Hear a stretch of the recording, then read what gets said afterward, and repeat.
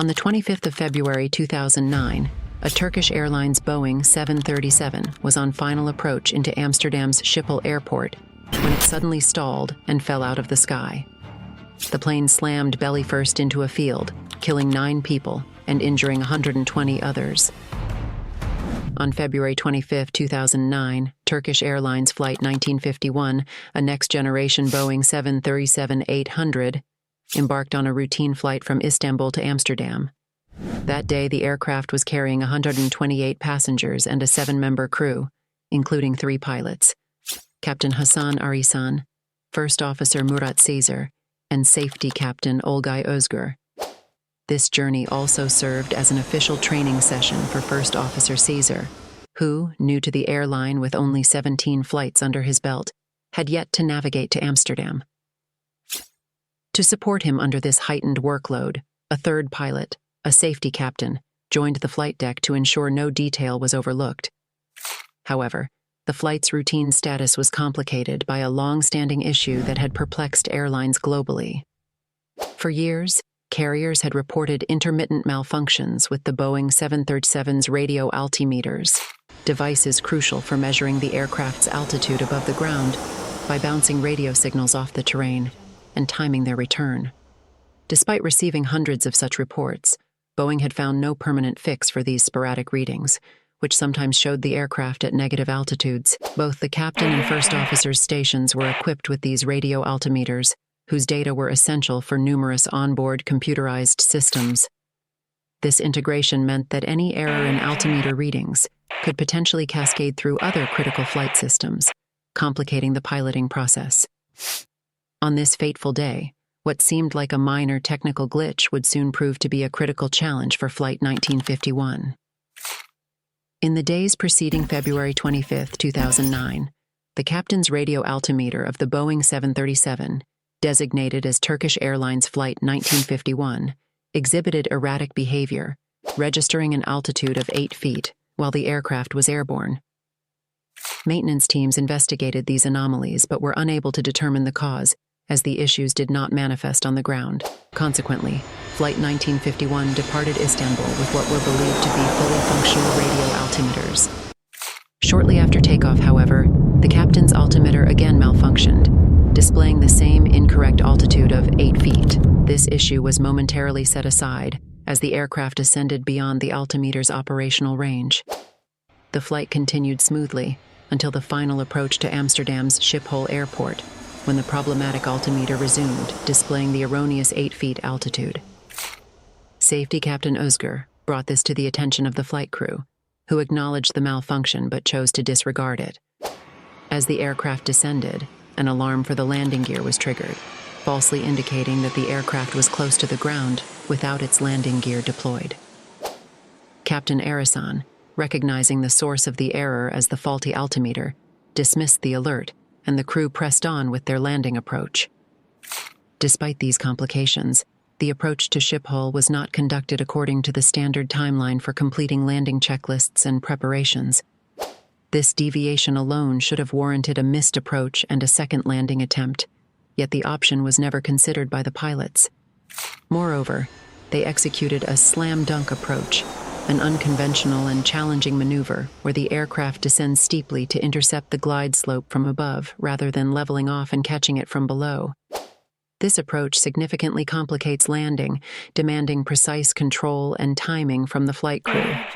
To understand what happened next, a little bit of background about the 737's autopilot and autothrottle modes is necessary. During the approach, the crew used the autopilot's approach mode, which allowed them to set progressively lower target altitudes. Just before intercepting the glide slope, the pilots would switch the autopilot from approach mode to vertical speed mode, which allowed them to set a target descent rate instead of a target altitude. The only autothrottle mode relevant to this case is the previously mentioned retard flare mode. The retard flare mode can only activate when the autothrottle is engaged. The plane is less than 27 feet above the ground.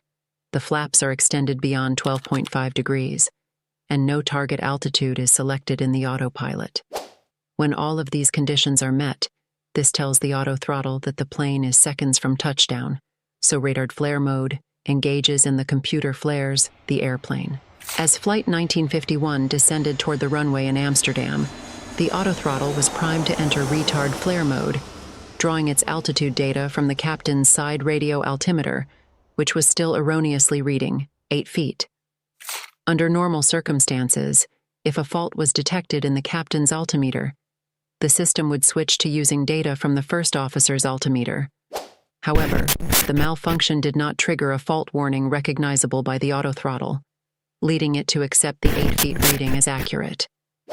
During their final approach checklist, the pilots extended the flaps to 15 degrees, satisfying the requirement for the flaps to be set beyond 12.5 degrees. When the crew switched from approach mode to vertical speed mode on the autopilot, it removed any set target altitude, thus meeting all criteria necessary for the autothrottle to switch to retard flare mode. This transition occurred just as Flight 1951 was aggressively descending to intercept the glide slope from a high altitude of 2,000 feet, a maneuver known as a slam dunk approach. In retard flare mode, the autothrottle automatically reduced engine thrust to idle, and the word retard flashed in red on the pilot's displays. This reduction in thrust coincidentally aligned with the pilot's expectations for a power decrease needed for their steep descent approach. They were prepared for a significant thrust reduction to facilitate the rapid altitude loss required by the slam dunk technique. Unfortunately, none of the pilots realized that the thrust reduction was not a deliberate part of their approach strategy, but was instead prompted by the autothrottle's misinterpretation that the aircraft was about to land. This critical oversight meant that the change in autothrottle mode to retard went unnoticed, masking the computer's erroneous perception as part of their planned maneuver. As Flight 1951 aligned with the glide slope, the situation required an increase in thrust to maintain a controlled descent. However, due to the autothrottle being locked in retard flare mode, this crucial adjustment did not occur.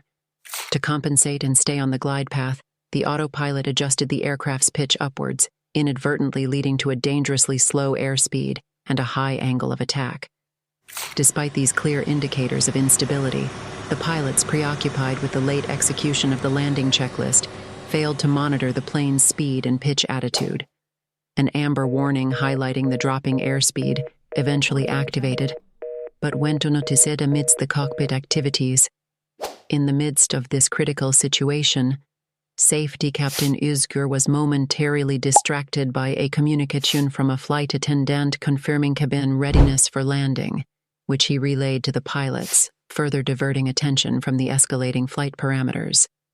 It was only when the stick shaker activated, vibrating the control columns as a stark warning of an imminent stall, that the severity of the situation became apparent.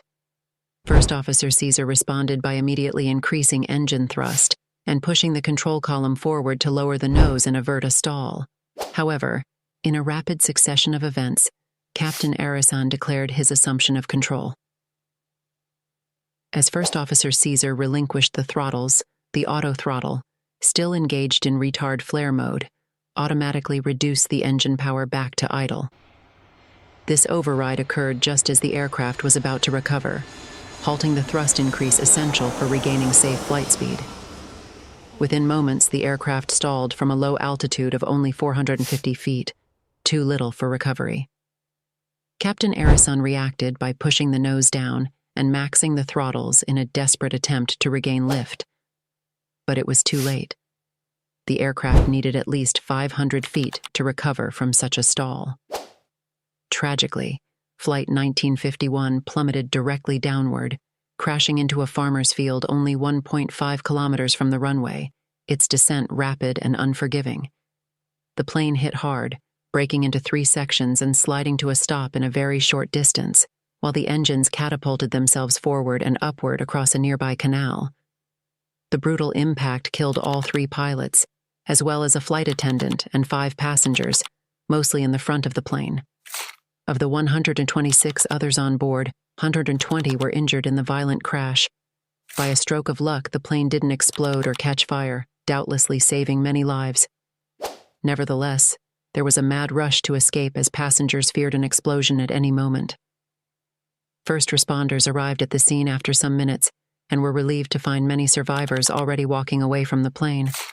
A fleet of 60 ambulances rushed at least 84 people to nearby hospitals. Survivor accounts emerged swiftly in the media, capturing the terrifying moments of the crash. One passenger described the sensation as falling into a void, while others recounted that the plane fell backwards or dropped like a stone. Most witnesses agreed that the catastrophic sequence unfolded in 5 seconds or less, suggesting that Flight 1951 had indeed stalled before crashing. However, the reasons behind the stall were complex and multifaceted. The root cause of the accident was traced back to the autothrottle system of the Boeing 737NG, which had erroneously entered retard flare mode due to a faulty radio altimeter reading. This raised several critical questions. Why was the autothrottle able to incorrectly enter retard flare mode? Why hadn't this possibility been identified and rectified before the crash? And crucially, why had the pilots failed to recognize the problem in time? The history and development of the Boeing 737NG's autothrottle and radio altimeter systems shed light on many of these mechanical issues. The altimeter problems were long-standing, yet despite numerous tests, the root cause of the discrepancies remained elusive. These issues were not deemed flight safety critical, hence they were assigned a low priority. In 2004, it came to Boeing's attention that a faulty radio altimeter could inadvertently trigger retard flare mode. By that time, 5 such incidents had been documented. Boeing's investigations confirmed that a faulty altimeter reading might not trigger an error signal within the system. In response, in 2006, Boeing released a software update for all newly manufactured 737s, designed to prevent the autothrottle from entering retard flare mode unless both radio altimeter readings were in agreement. However, 737s constructed before 2006, including the accident aircraft, operated on an older system that was incompatible with the update. Additionally, post-crash tests revealed that even the updated software was not foolproof. The previous incidents where retard flare mode was erroneously engaged had not been classified as safety issues because in each case, the pilots were able to override the autothrottle and continue the flight manually. This was the case in all reported incidents before, and in 7 subsequent incidents after the 2006 software update. So why did the crew of Flight 1951 fail to recover, leading to a fatal stall, when at least a dozen other crews had successfully navigated the same problem? The Dutch Safety Board investigated this question, uncovering significant concerns about how pilots interacted with their technological aids and adhered to standard operating procedures. These findings pointed to a larger issue of training and cockpit management, highlighting a potentially dangerous gap between pilot actions and system behavior under duress. While the immediate responsibility for the crash of Flight 1951 might seem to rest on the pilots for their oversight of the autothrottle mode shift, their failure to monitor the decreasing airspeed, their continuation of an unstable approach, and their delayed application of maximum power. When the stick shaker activated, the investigation revealed that these issues were indicative of systemic problems extending well beyond this individual crew. The investigation found that it was not common practice among Boeing pilots to actively monitor the messages that indicated the current mode of the autothrottle and autopilot systems. This broader issue of pilot interface with cockpit automation was critical in understanding the mishap. The flight's failure to execute a missed approach, despite not meeting several key criteria for a stable approach, such as completing the landing checklist by 1,000 feet, having the throttle levers in the correct position, and maintaining an adequate speed, highlighted another systemic issue. Turkish Airlines procedures stipulated that a missed approach should be initiated if any of these conditions were unmet. However, the investigation revealed that globally, the adherence to missed approach protocols was inconsistent and often overlooked by flight crews. In response to these findings, Boeing issued several bulletins aimed at addressing the recurring problems with the radio altimeters in the 737 series, and issued warnings about the potential erroneous engagement of retard flare mode due to incorrect altitude readings. Turkish Airlines responded by enhancing their pilot training program, incorporating an additional simulator session focused on low-altitude stall recovery. The final report by the safety board included recommendations for Boeing to improve the reliability of its radio altimeters and to redesign the autothrottle logic to prevent failures like those experienced on Flight 1951. These measures were aimed at increasing the safety margins and reducing the likelihood of similar accidents resulting from automation and system errors.